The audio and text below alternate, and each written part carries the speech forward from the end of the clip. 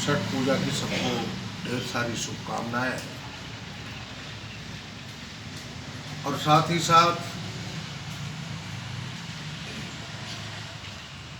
कुछ बातें सामने आई है और मुझे पहले से ही इसकी शंका थी। इसलिए जब यह गाइडलाइन छठ पूजा के पहले नहीं निकला था, उसके पहले ही स्वयं 11 नवंबर को मैं मुख्यमंत्री से मिला था और मुख्य सचिव से भी बात की और हमने आग्रहपूर्वक कहा था कि भाई यह छठ पर्व या दीपावली खास करके हिंदी पट्टी के प्रदेशों में, बिहार हो, झारखंड हो, उत्तर प्रदेश हो, लोग बड़े धूमधाम से मनाते हैं। एक आस्था का पर्व है। क्या बेहतर हो सकता है ताकि लोगों के आस्था पर ठेस ना भी पहुंचे और कोरोना संक्रमण के से बचाव भी हो सके।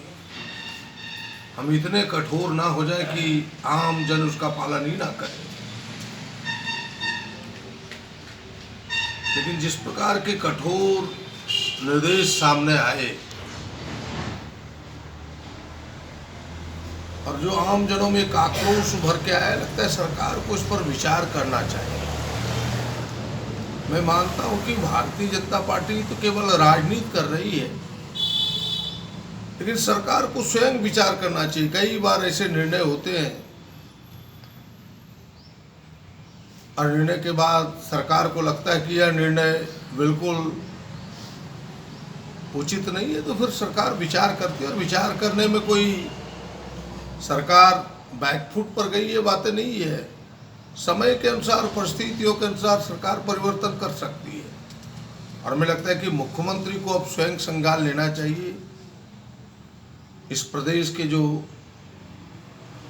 आला अधिकारी है, मुख्य सचिव, आपदा के सचिव, उन तमाम लोगों को इस पर विचार करके इस छठ पर्व को ध्यान में रखते हुए क्या हम थोड़ी ढील दे सकते हैं लोगों को घाटों तक जाने के लिए, इस पर विचार करना चाहिए। और मेरा मानना है कि घाट जाने से किसी को रोके नहीं। हाँ, कितनी संख्या होगी, किस लिमिट में लोग जाए, सोशल डिस्टेंसिंग का कैसे पालन हो, ताकि कोरोना से भी बचाव हो सके, संक्रमण से भी बचाव हो सके। जो हमारी बात हो रही थी मुख्य सचिव और माननीय मुख्यमंत्री जी से, उनका कहना था कि भाई जल से संक्रमण, पानी से संक्रमण और तेज फैलता है।